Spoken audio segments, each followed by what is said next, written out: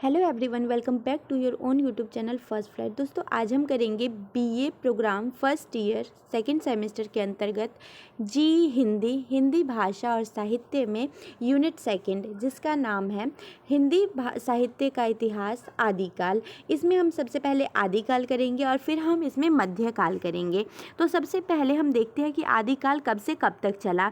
तो हिंदी साहित्य के इतिहास में लगभग 8वीं शताब्दी से लेकर 14वीं शताब्दी के मध्य तक के काल को हम क्या कहते हैं? आदिकाल कहते हैं। और इस युग को यह नाम किससे मिला है? तो डॉक्टर हजारी प्रसाद द्विवेदी से मिला है। उसके बाद आदिकाल के प्रमुख कवि और उनकी रचनाएं अगर हम देखें तो आदिकाल के प्रमुख कवि में से आप 3 या 4 आप लर्न कर लेंगे तो इनफ होगा। तो पहला हम देखते हैं चंद्र बरदाई इनकी रचना है पृथ्वीराज रासो। उसके बाद हम नेक्स्ट करते हैं माधवदास चारण, इनकी रचना है राम रासो। उसके बाद हम नेक्स्ट करते हैं श्रीधर जो है उनकी रचना है रणमल छंद पिरीछत। और उसके बाद नेक्स्ट हम करते हैं जो इम्पोर्टेंट है वो मैं करवा देती हूँ। तो इसमें आप नेक्स्ट कर सकते हैं मधुकर कवि, जिनकी रचना है जसमयंक चंद्रिका। उसके बाद नेक्स्ट इम्पोर्टेंट में आप ले सकते हैं अमीर खुसरो को। तो अमीर खुसरो की रचना है वो है दरवेश किस्सा चाहा, दरवेश और खालिक बारी। उसके बाद विद्यापति भी इम्पोर्टेंट है, तो इनकी रचना है कीर्तिलता, कीर्ति पताका और विद्यापति पदावली। उसके बाद नेक्स्ट है कि आदिकाल की विशेषताएं क्या है। तो आदिकाल को मेन रूप से हम देखें तो 2 पक्षों में विभक्त करके हम इनकी विशेषताओं को देख सकते हैं। पहला है भाव पक्ष और दूसरा है अभिव्यक्ति पक्ष। भाव पक्ष में हम मेनली ये देखते हैं कि जो उनकी रचनाएं हैं, जो कविताएं हैं कवियों की, उसमें उसकी मतलब जैसे कोई रचना की गई है तो उसकी प्रधानता क्या है, किस मूल बिंदु पर उसमें चर्चा की गई है। तो सबसे पहले हम भाव पक्ष देखेंगे। तो भाव पक्ष के अंतर्गत हम देखेंगे कि और भाव पक्ष में तो ये हमने देख लिया कि उसमें मतलब किस मेन बिंदु पे बात की गई है उस रचना में, किसी भी रचना में। और दूसरा अभिव्यक्ति पक्ष देखेंगे। और अभिव्यक्ति पक्ष में क्या होता है? तो अभिव्यक्ति पक्ष में होता है कि जैसे कोई मतलब रचना है ना, तो उसमें कोई क्या भाषा है, अलंकारों का प्रयोग है या नहीं, छंद है या नहीं, वो हम देखेंगे। तो सबसे पहले हम देखते हैं भाव पक्ष। तो भाव पक्ष है हमारा राष्ट्रीय भावना। आपने लगभग मतलब रचनाओं में ये देखा होगा और अनुभव किया होगा कि राष्ट्रीय भावना सब में ही ऑलमोस्ट होती है। तो आप सब में ही ये लिख सकते हैं। आदिकाल में राष्ट्रीयता की भावना अत्यंत संकुचित थी, मतलब कि बहुत ज़्यादा नहीं थी और बहुत कम भी नहीं थी। 150 गाँवों के साथ अपने राज्य को राष्ट्र समझने वाले राजाओं का अभाव नहीं था। समुच्चय भारत को नहीं बल्कि राज्य विशेष को ही राष्ट्र मान लिया जाता था। और इस चरण के जो कवि है वो अपनी जीविका प्राप्ति हेतु अपने आश्रयदाता की झूठी प्रशंसा करते थे। मतलब इसमें ज़्यादा मतलब राष्ट्र प्रेम की जो भावना थी वो संकुचित थी। और इसमें जो रचनाकार थे ना, वो राजा की प्रशंसा, जो आश्रयदाता थे ना, उनकी प्रशंसा ज़्यादा करते थे। उनको फ़र्क नहीं पड़ता था राष्ट्र प्रेम से, अपितु वो प्रश्रयदाता जो थे उनकी प्रशंसा ज़्यादा करते थे। नेक्स्ट है हमारा ऐतिहासिकता का अभाव। दोस्तों, जो इस काल के कवि थे, उनकी रचनाएं थी, उनमें ऐतिहासिकता का अभाव था। मतलब वीरगाथा काल की रचनाओं में ऐतिहासिकता का अभाव मिलता है। और उनकी जो रचनाएं प्राप्त होती है ना, वो अधिकतर क्या है, संदिग्ध है। मतलब उसमें इतिहास के बारे में कोई जानकारी नहीं मिलती है और संदिग्ध है वो एक तरीके से अगर हम देखें तो। नेक्स्ट है हमारा जनजीवन के चित्ररथ का अभाव। मतलब इस चरण के जो कवि थे वो अपने आश्रयदाताओं के ही गुणगान में लगे रहते थे और उन्हें जनजीवन से कोई संबंध नहीं था। मतलब कि जो ऑर्डिनरी पीपल थे उनसे वो कुछ भी संबंध नहीं रखते थे, उनके बारे में नहीं लिखते थे। उसके बाद नेक्स्ट है डिंगल भाषा। डिंगल भाषा में हम ये देखेंगे कि इस काल की जो प्रमुख भाषा थी, जो रचनाएं थी, उनकी प्रमुख भाषा क्या थी? तो डिंगल भाषा थी। डिंगल भाषा कौन सी भाषा होती है? तो ये राजस्थान की साहित्यिक भाषा है। और प्रायः ये सभी रचनाएं जो है, मतलब जो आदिकाल की रचनाएं हैं, वो राजस्थान में रची गई है, इसलिए इसमें डिंगल भाषा का प्रभाव मिलता है। उसके बाद नेक्स्ट हम करेंगे प्रकृति चित्रण। तो प्रकृति चित्रण में हम ये करेंगे कि जो इस काल के कवि है, आदिकाल के जो कवि है, उसमें उन्होंने प्रकृति चित्रण का अवलंबन और उद्दीपन दोनों रूपों में वर्णन किया है। जैसे नदियाँ, आप देख सकते हैं यहाँ पे नदियाँ, पर्वत, उसके बाद नगर आदि का वर्णन सुंदर ढंग से किया है। उसके बाद नेक्स्ट है रासो शब्द का प्रयोग। मतलब इसमें हम देखेंगे कि इस काल के जो रचना ग्रंथ मिलते हैं उसमें रासो शब्द जुड़ा हुआ है, रासो शब्द जुड़ा हुआ है। ये ग्रंथ रासो नाम से प्रसिद्ध है और कुछ विद्वान रासो शब्द की उत्पत्ति रहस्यमयी मानते हैं।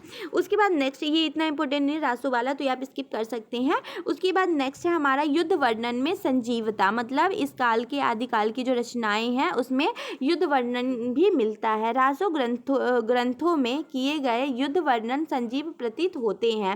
रासो ग्रंथ है, रासो ग्रंथ में वर्णन, युद्ध का वर्णन किया गया है और ये कैसा लगता है, तो संजीव लगता है। उसके बाद इन काव्य ग्रंथों में जहाँ युद्ध वर्णन के प्रसंग है वहाँ ऐसा प्रतीत होता है कि जैसे कवि युद्ध को आंखों से देखा हुआ हाल सुना रहा है। मतलब इसमें क्या संजीवता प्रतीत होती है और ये ऐसा प्रतीत होता है कि सच में कवि ने ऐसा देखा है। इस तरीके से उन्होंने अपनी रचनाओं में उसको अद्भुत युद्ध का वर्णन किया है। उसके बाद नेक्स्ट है प्रामाणिकता में संकोच। तो आदिकाल के जो अधिकांश मतलब रासो काव्य है तथा कवि की प्रामाणिकता में संकोचता है। पृथ्वीराज जो इस काल के प्रमुख रचना है वे क्या है, तो वे भी पूर्ण रूप से प्रमाणित नहीं है। मतलब जैसा हम कहते हैं ना कि ये बिल्कुल सच है, तो हम प्रामाणिक नहीं मान सकते, इसका कोई प्रमाण नहीं है, इसमें प्रामाणिकता का अभाव है जो इस काल की रचनाएं हैं। उसके बाद अनेक छंदों का प्रयोग किया गया है इस काल की रचनाओं में। जैसे आप यहाँ देख सकते हैं कि रासो ग्रंथों में भी छंदों की विविधता परिलक्षित होती है। छंदों की यह विविधता हिंदी के न तो परिवर्ती साहित्य में मिलती है, मतलब बाद के, और ना ही पहले पूर्ववर्ती साहित्य में मिलती है। और पृथ्वीराज रासो में अनेक शब्दों का प्रयोग हुआ है। जैसे आप एग्जाम्पल देख सकते हैं कि दोहा, गाथा, उसके बाद कुंडलियाँ, इन सब शब्दों का प्रयोग हुआ है। उसके बाद नेक्स्ट हमारा है वीर एवं श्रृंगार रस। इसमें क्या है कि इसमें जो इस काल के जो रचनाकार है उन्होंने अपनी रचनाओं में आदिकाल में क्या किया है, वीर एवं श्रृंगार रस के अलावा बहुत सारे रसों का प्रयोग किया है। युद्ध का वर्णन होने से तो ऐसा ही लगता है कि वीर रस का बहुत ही अनायास तरीके से प्रयोग किया गया है। उसके बाद नेक्स्ट है हमारा अलंकारों का समावेश। तो इस काल के जो रचनाकार है उन्होंने अपनी रचनाओं में क्या किया है, अलंकारों का समावेश किया है। और उसमें कौन कौन से अलंकार है, तो यहाँ पे देख सकते हैं आप, उपमा हो गया, रूपक हो गया, उत्प्रेक्षा हो गया। तो इन सभी अलंकारों का क्या किया है, तो वर्णन किया है। उसके बाद नेक्स्ट हम करते हैं अभिव्यक्ति पक्ष। अभिव्यक्ति पक्ष में क्या होता है कि काव्य की भाषा कैसी है, उसमें अलंकारों का प्रयोग हुआ है, ये सब हम देखते हैं। तो अभिव्यक्ति पक्ष में रासो काव्य की भाषा हम देखते हैं कि कैसी है, क्योंकि आदिकाल में अगर हम देखें तो रासों को बहुत महत्वपूर्ण माना जाता है और उनकी हम विशेषता देखेंगे। तो रासो काव्य की जो विशेषता अगर हम देखें तो इसकी जो भाषा है, इसकी भाषा वैविध्यपूर्ण है। यहाँ तक कि एक ही काव्य ग्रंथ में दो भिन्न प्रकार की भाषाओं का संगम दिखाई पड़ता है। मतलब इनके जो रासो है, पृथ्वीराज रासो जो चंद्रबरदाई ने लिखा है, तो इसमें क्या होता है कि एक से अधिक भाषाओं का संगम हमें देखने को मिलता है। और इसमें आध्यात्मिक काव्य की भाषा, मतलब इसमें हम ये देखेंगे कि आध्यात्मिक काव्य की भाषा अपभ्रंश, मतलब आध्यात्मिक जो काव्य था उसकी भाषा कैसी थी। तो आध्यात्मिक काव्य जो इस काल में लिखे गए उनकी अपभ्रंश भाषा में मतलब उनकी जानकारी मिलती है। और इस भाषा का सबसे प्राचीन रूप जो है वो तंत्रिकों तथा योग मार्मी बौद्धों की रचनाओं में मिलता है। अगर हम आध्यात्मिक काव्य की भाषा देखें, जो अपभ्रंश भाषा है वो सिद्धों और तंत्रिकों में मिलती है। और इस काल के बहुत सारे आध्यात्मिक जो ग्रंथ है वो आध्यात्मिक जो काव्य है वो अपभ्रंश भाषा में लिखे गए हैं। उसके बाद हम नेक्स्ट करते हैं खड़ी बोली का। मतलब इस काल की जो रचनाएं हैं ना उसमें खड़ी बोली और ब्रज भाषा का भी प्रयोग किया गया है। जैसे इन भाषाओं के अगर हम रूप देखें, इन भाषाओं का रूप अमीर खुसरो की रचनाओं में हमें खड़ी बोली तथा ब्रज भाषा का प्रयोग होता हुआ दिखाई देता है। उनकी पहेलियों में तो तत्कालीन भाषा का रूप जो कि खड़ी बोली तथा ब्रज भाषा थी उनका रूप दिखाई देता है। उसके बाद नेक्स्ट है हमारा मैथिली। तो मैथिली बिहार के मैथिल जनपद की बोली होने पर भी हिंदी की विभाषा मानी जाती है, मतलब बहुत सारे रचनाकारों की रचनाओं में मैथिली भाषा का भी प्रयोग बहुत ही उत्तम ढंग से किया गया है। और इसलिए इस भाषा में लिखी गई जो विद्यापति की जो पदावली है ना दोस्तों, वो हिंदी साहित्य की अमूल्य निधि मानी जाती है। मतलब विद्यापति की जो रचनाएं हैं ना, वो मैथिली भाषा में लिखी गई, जो कि बहुत ही महत्वपूर्ण मानी जाती है। उसके बाद नेक्स्ट है हमारा काव्य विधा पक्ष। तो इसमें हम काव्य में देखेंगे कि कौन कौन सी चीज़ों का प्रयोग किया गया है, क्या क्या लिखा गया है।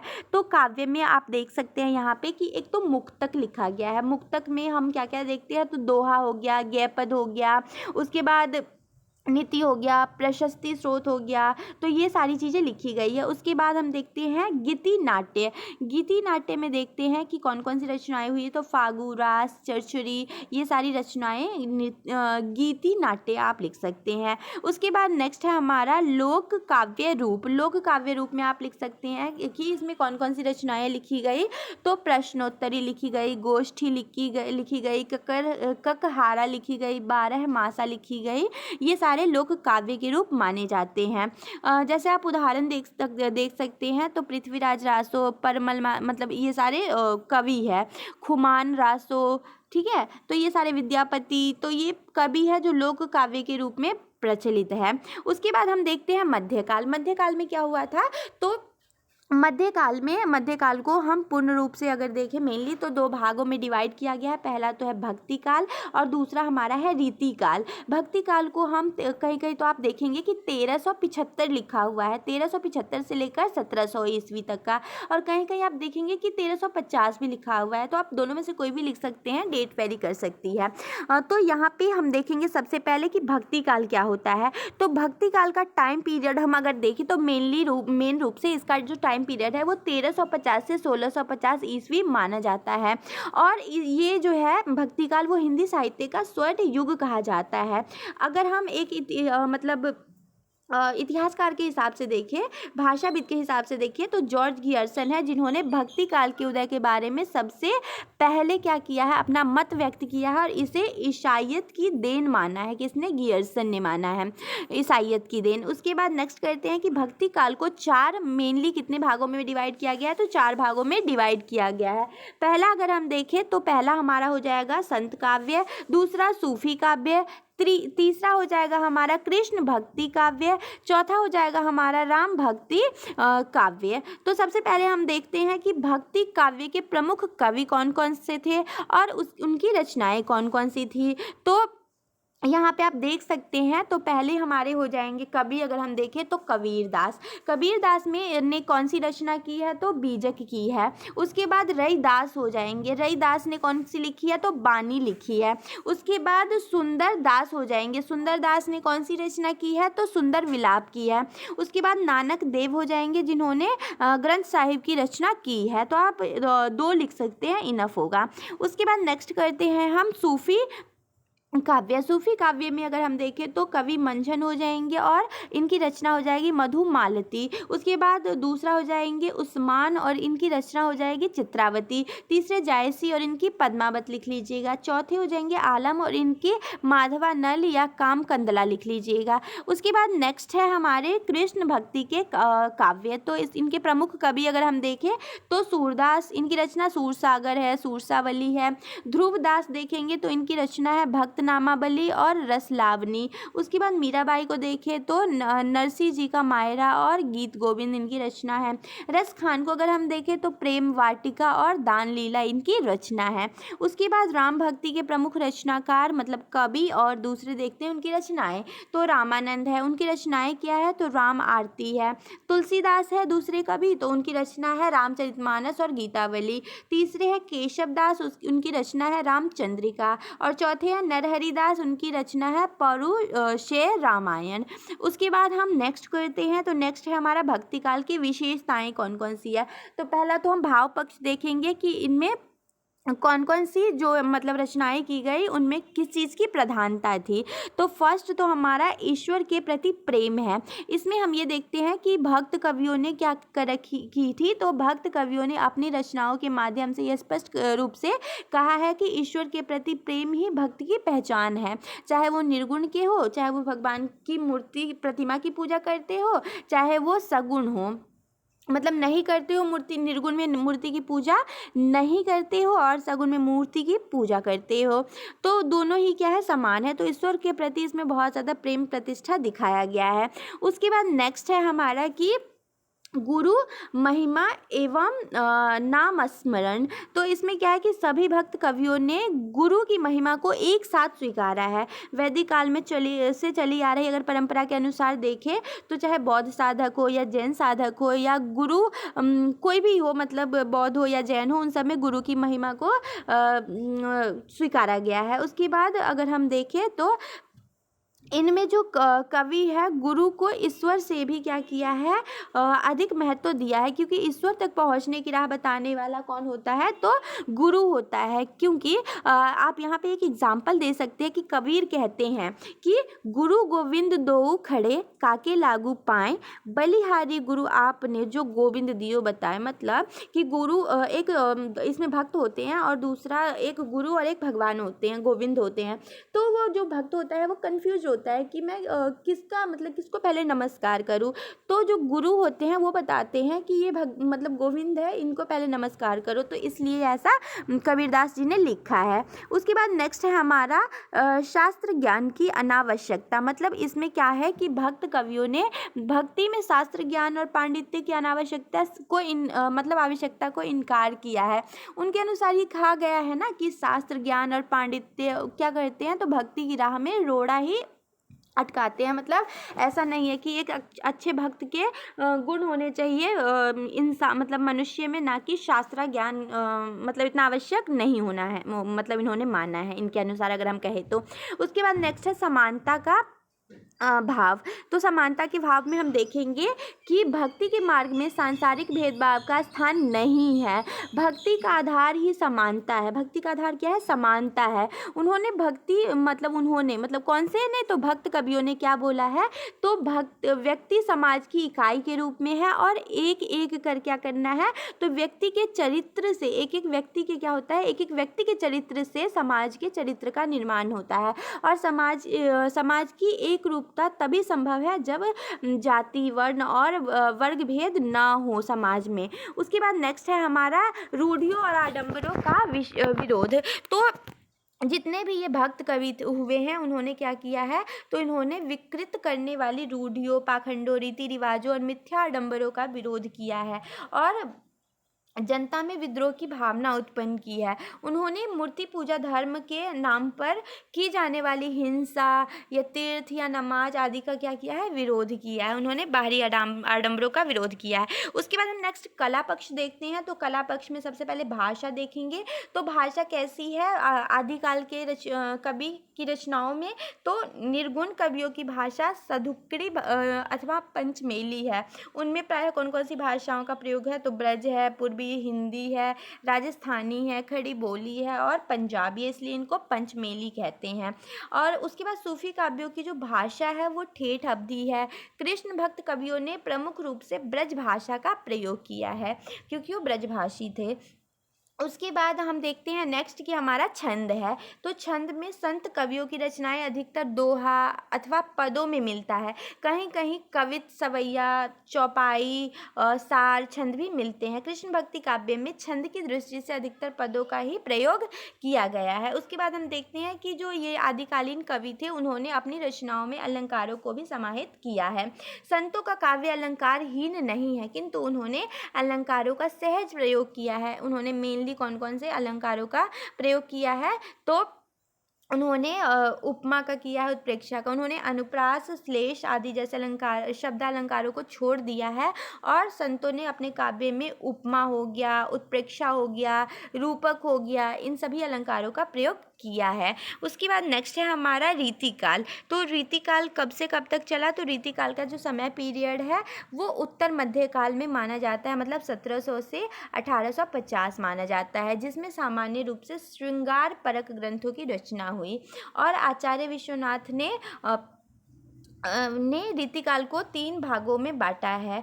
पहला तो रीतिबद्ध कवि है, दूसरा रीति सिद्ध कवि है और तीसरा रीति मुक्त कवि है। तो सबसे पहले हम करेंगे रीतिबद्ध कवि। दोस्तों नाम से ही पता चल रहा है कि रीतिबद्ध मतलब रीति से बंधा हुआ, रीतिबद्ध मतलब रीति से बंधा हुआ। तो इस काल के जो कवि थे उनमें क्या हुआ है, तो उनमें ये रीति मतलब रीतियों से बंधे हुए थे। इस वर्ग में कवि आते आते क्या हुआ, तो इस वर्ग में जो है वो कवि है वो रीति बंधे हुए थे, बंधन मुक्त नहीं थे। और इन्होंने क्या किया है, परंपरा का अनुसरण करते हुए अपने ग्रंथ की रचना की है। जैसे अगर हम इस काल के प्रमुख रचनाकार को देखें, कौन से रीतिबद्ध पढ़ रहे हैं हम, तो उसमें प्रमुख हमारे हो जाएंगे केशव दास। तो इनकी रचना जो है वो रसिक प्रिया है, कवि प्रिया है। उसके बाद चिंतामणि नेक्स्ट है, जिनके रचना देखें तो पिंगल है। भूषण है, जिनकी रचना हम देखें अगर तो भूषण की रचना अगर हम देखें तो शिवराज भूषण हो जाएगा। उसके बाद हम नेक्स्ट करते हैं रीति सिद्ध कवि। तो रीति सिद्ध कवि जो है, तो इस वर्ग में वे कवि आते हैं जिन्होंने रीति ग्रंथों की रचना न करके उसके अनुसार उत्कृष्ट काव्य की रचना की है। मतलब रीति से तो ये बिल्कुल बंधे नहीं हुए हैं और बिल्कुल मुक्त भी नहीं है, ये मतलब मिड मैन है इनको अगर हम देखें तो। और इनमें जो प्रमुख कवि है मतलब रचनाकार है वो है बिहारी, और इनकी रचना है बिहारी सतसई। दूसरे है मतीराम, इनकी रचना है ललित ललाम या रसराज। उसके बाद नेक्स्ट हमारे आते हैं रीति मुक्त कवि। रीति मुक्त कवि मतलब ये बिल्कुल ही रीतियों से मुक्त है, इन पे कोई बंधन नहीं है। इस वर्ग में वे कवि आते हैं जिन्होंने अपनी स्वतंत्र मनोवृत्ति के अनुसार काव्य सृजन किया है, मतलब इन पे किसी चीज़ का किसी भी प्रकार का बंधन नहीं है। उसके बाद नेक्स्ट हमारे है कि इनके अगर हम प्रमुख रचनाकार की बात करते हैं तो घनानंद, इनकी रचना है सुजान सागर, प्रेम सरोवर। बोधा अगर हम प्रमुख रचनाकार में देखें तो इनकी रचना है विरह बारिश। उसके बाद नेक्स्ट हम देखें तो रीतिकाल की विशेषताएं। तो रीतिकाल की विशेषताओं में सबसे पहले हम देखेंगे भाव पक्ष। तो भाव पक्ष में है कि इनके जो कवि थे ना वो आश्रयदाताओं की प्रशंसा करते थे। रीतिकाल के कवियों ने आश्रयदाता की प्रशंसा की है, क्योंकि वो क्यों करते थे प्रशंसा, क्योंकि उनकी जो काव्य रचना थी उनके बदले में आश्रयदाता राजा जो थे वो प्रसन्न होकर उन्हें स्वर्ण मुद्राएं उपहार देते थे। तो इसलिए वो क्या करते थे, तो उनकी प्रशंसा में वो थकते नहीं थे। उसके बाद नेक्स्ट है कि इस काल के जो कवि है रीतिकाल के, वो अलंकार प्रियता थे, मतलब अलंकार प्रिय थे, अलंकारों का प्रयोग करते थे। रीतिकालीन कवियों ने अलंकारों का विशेष प्रयोग किया है और वे अलंकारों की सौंदर्यता को क्या करते थे, अत्यंत मनोरम ढंग से प्रयोग करते थे। उसके बाद नेक्स्ट है हमारा श्रृंगार रस, मतलब श्रृंगार प्रधान श्रृंगार भावना होती थी इस काल के रीतिकाल के कवियों में। जैसे हम अगर देखें तो इसमें क्या होता था, तो श्रृंगार में संयोग और वियोग दोनों पक्षों का विस्तार किया जाता था। उसके बाद जीवन दर्शन कैसा था, तो रीतिकाल का जीवन दर्शन रूढ़िबद्ध और यांत्रिक है। वह सीमित कटघरे में बंधे हुए थे और उसमें गंभीर चिंतन का अभाव था। उसके बाद क्योंकि वो स्वतंत्र ज़्यादा नहीं थे तो वो क्या करते थे, वो एक कटघरे में खड़े होकर अपनी सीमा में रहकर ही वो रचनाओं को रचित करते थे। उसके बाद प्रकृति चित्रण तो मस्त है, इसमें रीतिकाल में प्रकृति उद्दीपन के रूप में उपस्थित है और आलंबन रूप बहुत कम देखने को मिलता है, मतलब इसमें प्रकृति का चित्रण बहुत ही मार्मिक ढंग से किया गया है। उसके बाद अब अभिव्यक्ति पक्ष देखेंगे, तो अभिव्यक्ति पक्ष में है कि भाषा कैसी थी। तो रीतिकाल की जो भाषा थी वह ब्रज भाषा थी और इस भाषा की मधुरता को बनाए रखने के लिए इसमें अवधी, बुंदेलखंडी, फारसी शब्दों को भी मिलाया जाता था। और उसके बाद हम देखते हैं छंद। तो छंद क्या होता है, तो छंद में दोहा, कवित, सवैया इस काल के प्रमुख छंद रहे हैं। उसके बाद नेक्स्ट हम देखते हैं अलंकार। तो अलंकार में कौन कौन से अलंकारों का इसमें सुंदर प्रयोग किया गया है, तो रीतिकाल के काव्य धारा में अलंकारों का वर्णन प्रमुखता से मिलता है। और केशव दास का मानना है कि अलंकार काव्य को सरस बनाते हैं, सुंदर बनाते हैं। तो ऑलमोस्ट इसमें सारे ही अलंकारों का प्रयोग किया गया है। तो इसी के साथ दोस्तों आपका ये टॉपिक कंप्लीट हो जाता है। अगर वीडियो अच्छी लगे तो वीडियो को शेयर कीजिए और चैनल को सब्सक्राइब कीजिए और दोस्तों में शेयर करना मत भूलिएगा वीडियो को। और अगर कोई प्रॉब्लम हो तो आप मुझसे पूछ सकते हैं टेलीग्राम चैनल पे फर्स्ट फ्लाइट पे, और मैं इसका PDF भी उस पर अपलोड कर दूँगी, तो आप वहाँ से जाकर देख सकती हैं। थैंक यू सो मच दोस्तों, आपका वैल्यूएबल समय देने के लिए।